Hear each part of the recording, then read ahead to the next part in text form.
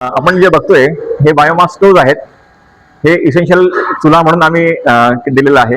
याच्यात तिन्ही चारी प्रकार आहेत. याच्यात 50 लोकांपासून तर 500 लोकांपर्यंत आमच्याकडे स्वयंपाकासाठी पर्याय उपलब्ध आहेत. तर हा जो सेगमेंट होता आमचा बायोमास स्टोव्हचा, हा काही कारणाने हॉटेलमध्ये एक्सेप्ट केला जात नव्हता एलपीजी अवेलेबल असल्याने. पण या युद्धजन्य परिस्थितीमुळे एलपीजी मिळत नाही कमर्शियल, त्याच्यासाठी हॉटेल व्यावसायिक मोठ्या प्रमाणात आमच्याकडे मागणी नोंदवत आहेत. आता माझे मित्र अच्युत साहेब हे देखील इथे डिलिव्हरी घ्यायला आलेत. तर त्यांना हे दिलंय आम्ही की हे जे दिसतंय ते मोठ्या ग्रेव्हीचे पातेले करण्यासाठी आणि तिकडे फ्राईंग आणि पॅनसाठी हे असे इसेन्शियल 200 आणि इसेन्शियल 125 हे दोन मॉडेल आम्ही त्यांना दिले आहेत. त्याचं जे इंधन आहे, याचं जे इंधन आहे, याला इंधन कोणतेही वापरू शकतो. आपल्या परिसरातील काडी कचरा किंवा तुम्ही लाकडं वापरू शकतात किंवा एमआयडीसीत म्हणजे सगळ्या आजकाल तालुक्यांमध्ये जे ब्रिक्वेटचे जे प्लॅन्ट टाकलेत ते प्लॅन्ट जे बायोमास वेस्ट पासून तयार होतात, म्हणजे कपाशीच्या काड्या, मक्याचे भुणके किंवा बगॅस किंवा एनी बायोमास वेस्ट, त्याच्याने जे जे कॉम्प्रेस करून पॅलेट ब्रिकेट आणि पॅलेट बनतात ते आपण त्याला इंधन म्हणून वापरू शकतो आणि हे इंधन अत्यंत पर्यावरणपूरक आहे. तर एलपीजीशी कम्पेअर केलं तर 100 रुपयाचा एलपीजी असेल तर हे याचा इंधन खर्च तुम्हाला 30 ते 40 रुपये आहे. म्हणजे 50% गॅरंटेड तुम्हाला सेव्हिंग मिळू शकतं.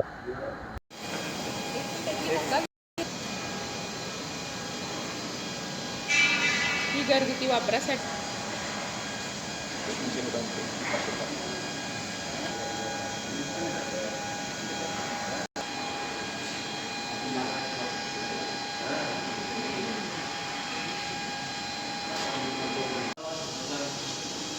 गॅसचा तुटवडा झाला आहे.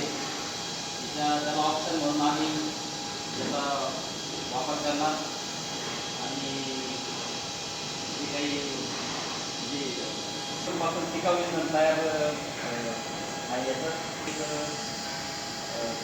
50 ते 60% बचत होईल आमच्या इंधनामध्ये असं वाटतं.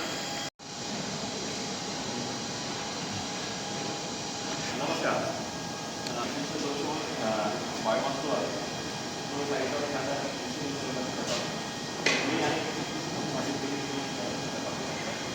तर एक हॉटेलसाठी अत्यंत उपयोगी सारखं कुठे घेऊ शकतं. त्याला आपण तुम्ही इंधन म्हणून वापरू शकता. आणि जर लाकडं नसतील तर अशा ब्रिक्वेट प्रत्येक तालुक्यामध्ये असे कारखाने झाले आहेत.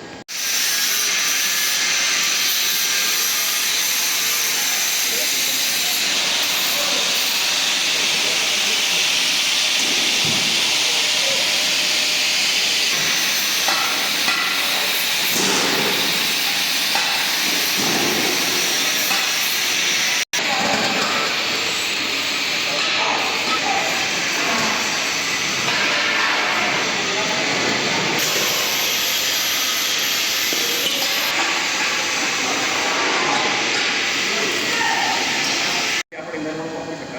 आणि तुम्ही पाहू शकता की याची फ्लेम कशी आहे आणि आहे हा 50 लोकांसाठी आहे. तर हा हॉटेलवाल्यांना आपण आता हा आपण कमी केला आहे.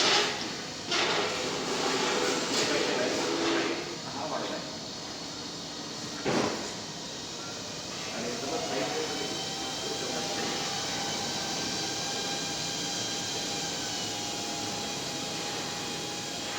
आणि मग चला